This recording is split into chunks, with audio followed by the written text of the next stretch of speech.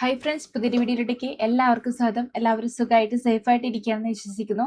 അപ്പോൾ ഇന്നത്തെ നമ്മുടെ വീഡിയോ പതിവ് പോലെ ടിപ്സ് ആൻഡ് ട്രിക്സിന്റെ തന്നെയാണ്. വീട്ടമ്മമാർക്ക് ഒത്തിരി യൂസ്ഫുൾ ആകുന്ന ടിപ്സ് ഒക്കെ ഉൾപ്പെടുത്തിയിട്ടുള്ളതാണ് ഇന്നത്തെ നമ്മുടെ വീഡിയോ. അപ്പോൾ നമുക്ക് പെട്ടെന്ന് തന്നെ വീഡിയോയിലോട്ട് കിടക്കാം. വീഡിയോയിലോട്ട് കിടക്കുന്നതിന് മുന്നായിട്ട് നമ്മുടെ ചാനലിൽ പുതുതായിട്ട് വന്ന കൂട്ടുകാർ ആരെങ്കിലും ഉണ്ടെങ്കിൽ ഈ ഒരു ചാനൽ നിങ്ങൾക്ക് ഇഷ്ടപ്പെടുകയാണെങ്കിൽ പ്ലീസ് ഒന്ന് സബ്സ്ക്രൈബ് ചെയ്ത് സപ്പോർട്ട് ചെയ്യണം കേട്ടോ.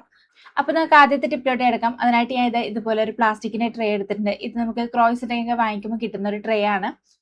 പിന്നെ ഈ ഒരു ട്രേക്ക് വലിയ ക്വാളിറ്റി ഒന്നും ഇല്ല, എന്നാലും നമുക്ക് നല്ല രീതിയിൽ റീയൂസ് ചെയ്യാനായിട്ട് പറ്റും കേട്ടോ. അപ്പോൾ അതിനായിട്ട് നമുക്ക് ആദ്യം ഈ ഒരു ട്രേ ഒന്ന് കട്ട് ചെയ്തെടുക്കണം. ഇതിന്റെ കറക്റ്റ് സെന്ററിലോട്ട് വേണം നമുക്ക് കട്ട് ചെയ്തെടുക്കാനായിട്ട്. അപ്പോൾ കട്ട് ചെയ്യാനുള്ള എളുപ്പത്തിന് വേണ്ടിയിട്ട് ഞാൻ ഇതുപോലെ സ്കെയിൽ വെച്ചിട്ടൊന്ന് വരഞ്ഞു കൊടുക്കുകയാണ്. അപ്പോൾ ഞാൻ മാർക്ക് ചെയ്തൊക്കെ എടുത്തിട്ടുണ്ട്. ഇനി ഇതേ രീതിയിൽ നമുക്കൊന്ന് കട്ട് ചെയ്ത് കൊടുക്കാം. ഇതിപ്പോൾ വലിയ കട്ടിയൊന്നും ഇല്ലാത്ത പ്ലാസ്റ്റിക് ആയതുകൊണ്ട് ഞാൻ കത്രിക വെച്ചിട്ടൊന്ന് കട്ട് ചെയ്ത് കൊടുക്കുകയാണ്. ഇനിയിപ്പോൾ വലിയ കട്ടിയുള്ള പ്ലാസ്റ്റിക് ഒക്കെ ആണെങ്കിൽ കത്തിയൊന്ന് ചൂടാക്കിയിട്ടൊന്ന് കട്ട് ചെയ്ത് കൊടുത്താൽ മതി. അങ്ങനെ ഞാൻ കട്ട് ചെയ്തെടുത്തിട്ടുണ്ട്. ഇനി ഇതിനെ ഒന്നിനു മീതെ ഒന്നായിട്ട് ഒന്ന് വെച്ചു കൊടുക്കണം. കണ്ടില്ലേ, ഇതുപോലെ വേണം വെച്ചു കൊടുക്കാനായിട്ട്. ഇത് നമ്മുടെ ഇഷ്ടത്തിനനുസരിച്ച് അല്ലെങ്കിൽ ആവശ്യത്തിനനുസരിച്ച് സ്പേസ് കൂട്ടാനും കുറക്കാനും പറ്റും കേട്ടോ. കണ്ടില്ലേ, ഇതുപോലെ ഒന്ന് ആക്കി കൊടുത്താൽ മതി. ഇനി ഇതിലോട്ട് നമുക്ക് നമ്മുടെ ഫ്രൂട്ട്സ്, പച്ചക്കറികൾ അതുപോലുള്ള കാര്യങ്ങളൊക്കെ ഇട്ടിട്ട് ഫ്രിഡ്ജിലോട്ട് വെച്ച് സൂക്ഷിക്കാവുന്നതാണ്. ഇല്ലാന്നുണ്ടെങ്കിൽ നമുക്ക് സവാളയൊക്കെ ഇട്ട് വെക്കാനുള്ള നല്ലൊരു ബാസ്ക്കറ്റ് ആയിട്ടും ഇത് യൂസ് ചെയ്യാം കേട്ടോ. കണ്ടില്ലേ, ഇതുപോലെ നമ്മുടെ കയ്യിലുള്ള സവാളയൊക്കെ ഇട്ട് വെക്കാനുള്ള നല്ലൊരു ബാസ്ക്കറ്റ് ആയിട്ട് നമുക്കിത് യൂസ് ചെയ്യാം. ഇനിയിപ്പോൾ നമ്മൾ ഒത്തിരി സവാളയൊക്കെ വാങ്ങിക്കുകയാണെങ്കിൽ ഈ ഒരു രീതിയിൽ അതിന്റെ സ്പേസ് ഒന്ന് കൂട്ടിക്കൊടുത്താൽ മതി. നമ്മൾ മിക്കവരുടെ വീട്ടിൽ ഇതുപോലുള്ള സ്റ്റാൻഡുകളൊക്കെ കാണും. മിക്കവാറും ഇതുപോലുള്ള സ്റ്റാൻഡുകളിലൊക്കെയാണ് നമ്മൾ സവാളയൊക്കെ ഇട്ട് വെക്കാറുള്ളത്. അപ്പൊ നമ്മൾ ഡയറക്റ്റ് ആയിട്ട് സവാള ഈ ഒരു ട്രേയിലോട്ട് ഇടുന്നതിന് പകരമായിട്ട് ഇതുപോലെ ഒരു ബാസ്ക്കറ്റ് നമ്മൾ തയ്യാറാക്കിയിട്ട് അതിലോട്ട് വെച്ച് കൊടുക്കുകയാണെങ്കിൽ ആ ഒരു സ്റ്റാൻഡ് വൃത്തികേടാവുകയില്ല.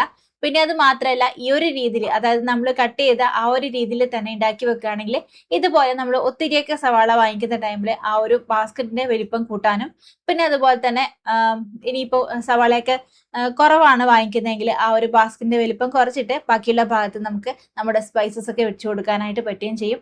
അങ്ങനെ നമുക്ക് ഒത്തിരി സ്പേസ് ലാഭിക്കാനായിട്ട് പറ്റുകയും ചെയ്യും കേട്ടോ. അപ്പോൾ ഒന്ന് ട്രൈ ചെയ്ത് നോക്കാം കേട്ടോ. ഇനി നമുക്ക് അടുത്ത ടിപ്പിലോട്ട് കിടക്കാം. അതിനായിട്ട് ഞാൻ ഒരു കാർഡ്ബോർഡിന്റെ ബോക്സ് എടുത്തിട്ടുണ്ട്. ഇതുപോലുള്ള ബോക്സ് നമ്മുടെ എല്ലാവരുടെയും കയ്യിൽ കാണും.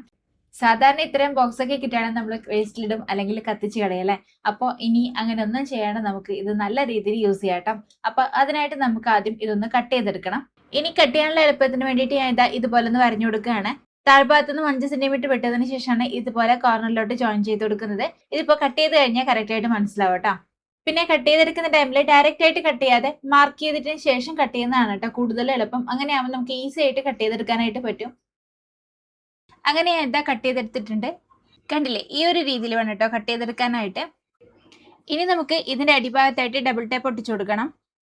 ഇപ്പൊ എന്റെ കയ്യിൽ ഡബിൾ ടാപ്പ് ഇല്ല കേട്ടോ, അതുകൊണ്ടാണ് ജസ്റ്റ് ഒരു സൈഡ് മാത്രം ഒട്ടിച്ചു കൊടുത്തത്. നിങ്ങൾ ഒട്ടിച്ചു കൊടുക്കുന്ന ടൈമിൽ 3 സൈഡിലായിട്ട് ഒട്ടിച്ചു കൊടുക്കണം കേട്ടോ. അതായത് താഴെയും മുകളിലും പിന്നെ അതുപോലെ തന്നെ നടുക്കുമായിട്ട് ഒട്ടിച്ചു കൊടുക്കണം. ഇല്ലെങ്കിൽ ഒറ്റൊരു വലിയ പീസ് ഒട്ടിച്ചു കൊടുത്താലും മതി കേട്ടോ. എന്നാൽ മാത്രമേ കറക്റ്റ് ആയിട്ട് ഇത് നിൽക്കുള്ളൂ. അതിനുശേഷം നമ്മൾ പാത്രങ്ങളൊക്കെ വെക്കുന്ന സ്ഥലം ഉണ്ടല്ലോ, അപ്പോൾ ആ ഒരു ഭാഗത്തായിട്ട് ചുമരിനോട് ചേർന്നിട്ട് ഇതുപോലെ ഒന്ന് ഒട്ടിച്ചു കൊടുത്താൽ മതി. ചുമരിനോട് ചേർത്തിട്ട് വേണം ഒട്ടിച്ചു കൊടുക്കാനായിട്ട്. ഇതിപ്പോ വീഡിയോ എടുക്കാനുള്ള എളുപ്പത്തിന് വേണ്ടിയിട്ട് ഞാൻ ഈ ഒരു ടേബിളിന്റെ സെന്ററിലാണ് വെച്ച് കൊടുത്തിട്ടുള്ളത്. ഇനി ഇതിലോട്ട് നമുക്ക് നോൺ സ്റ്റിക് പാൻ പോലുള്ള ഇതുപോലുള്ള പാനൊക്കെ നമുക്ക് ഇതിലോട്ട് ഓർഗനൈസ് ചെയ്ത് വെക്കാവുന്നതാണ്. നമുക്കറിയാം ഇതുപോലുള്ള പാനൊക്കെ അത്യാവശ്യം വെയിറ്റ് ഉണ്ടാവും. അതുകൊണ്ട് തന്നെ ഈ ഒരു കാർഡ്ബോർഡ് ബോക്സിൽ ആ ഒരു വെയിറ്റ് താങ്ങില്ല. അതുകൊണ്ടാണ് ചുമരിന്റെ സൈഡിലായിട്ട് വെച്ചു കൊടുക്കണം, അതായത് ചുമരിനോട് ചേർന്നിട്ട് വെച്ചു കൊടുക്കണം എന്ന് പറഞ്ഞത് കേട്ടോ.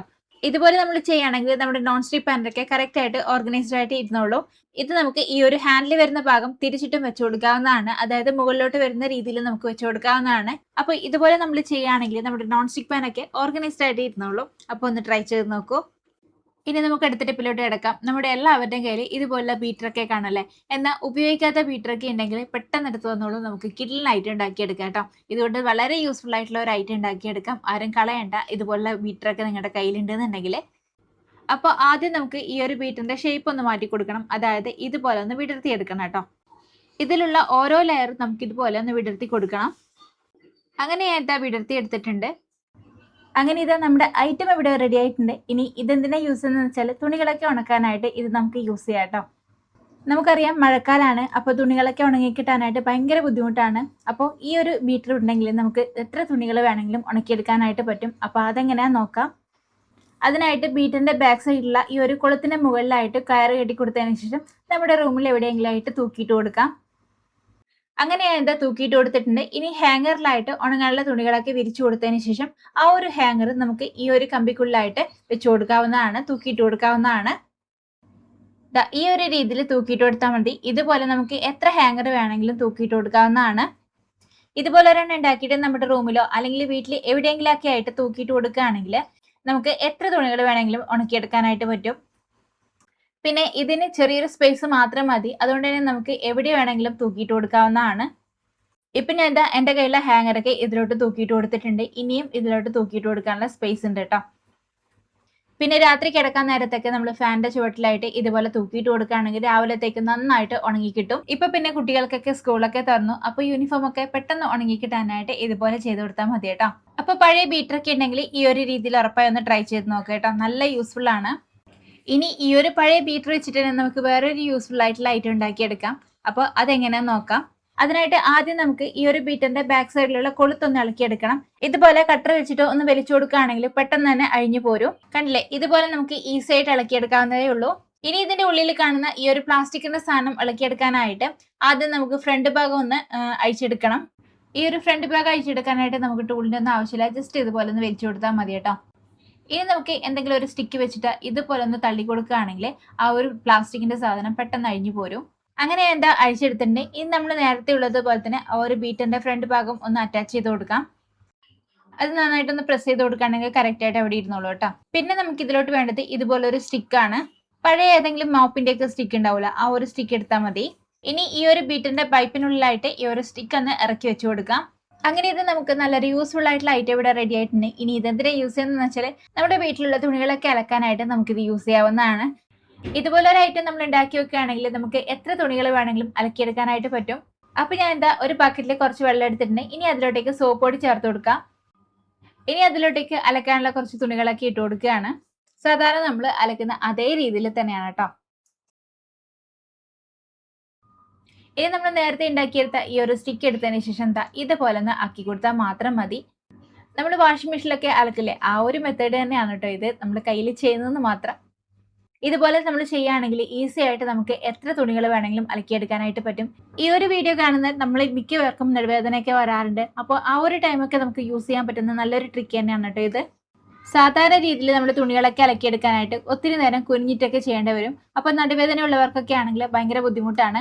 അപ്പോൾ ആ ഒരു ടൈമിലൊക്കെ നമ്മൾ ഇതുപോലെ ചെയ്യുകയാണെങ്കിൽ ഈസി ആയിട്ട് നമുക്ക് എത്ര തുണി വേണമെങ്കിലും അലക്കിയെടുക്കാനായിട്ട് പറ്റും. ഇനി ഈ ഒരു വെള്ളം കളഞ്ഞതിന് ശേഷം നമുക്ക് നല്ല വെള്ളത്തിലും ഈ ഒരു രീതിയിൽ തന്നെ നമുക്ക് കഴുകിയെടുക്കാവുന്നതാണ്. കണ്ടില്ലേ, ഇതുപോലെ നമ്മൾ ചെയ്യുകയാണെങ്കിൽ നമ്മൾ കയ്യിൽ അലക്കുന്നതിനേക്കാളും ക്ലീൻ ആയിട്ട് തന്നെ കിട്ടുകയും ചെയ്യും. പിന്നെ അതുപോലെ തന്നെ സോപ്പൊക്കെ അലർജി ഉള്ളവരൊക്കെ ഉണ്ടാവും, അപ്പൊ അവർക്കൊക്കെ യൂസ് ചെയ്യാൻ പറ്റുന്ന നല്ലൊരു കിഡ്ലൻ ട്രിക്ക് തന്നെയാണ് കേട്ടോ ഇത്.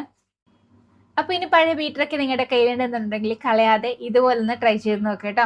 അപ്പൊ ഇന്നത്തെ നമ്മുടെ വീഡിയോ ഇത്രയ്ക്കുള്ള വീഡിയോ എല്ലാവർക്കും ഇഷ്ടപ്പെട്ടു എന്നായിരുന്നു. വീഡിയോസിലാന്ന് തോന്നിയിട്ടുണ്ടെങ്കിൽ നിങ്ങളുടെ ഫാമിലീസിനും ഫ്രണ്ട്സിനൊക്കെ ഒന്ന് ഷെയർ ചെയ്ത് കൊടുക്കണം. പിന്നെ അതുപോലെ തന്നെ ഈ ഒരു ചാനലും ഞാനിടുന്ന വീഡിയോസ് ഒക്കെ നിങ്ങൾക്ക് ഇഷ്ടപ്പെടുകയാണെങ്കിൽ പ്ലീസ് ഒന്ന് സബ്സ്ക്രൈബ് ചെയ്ത് സപ്പോർട്ട് ചെയ്യണം കേട്ടോ. അപ്പോൾ പുതിയൊരു വീഡിയോ ആയിട്ട് വീണ്ടും കാണാം. Till then take care, by.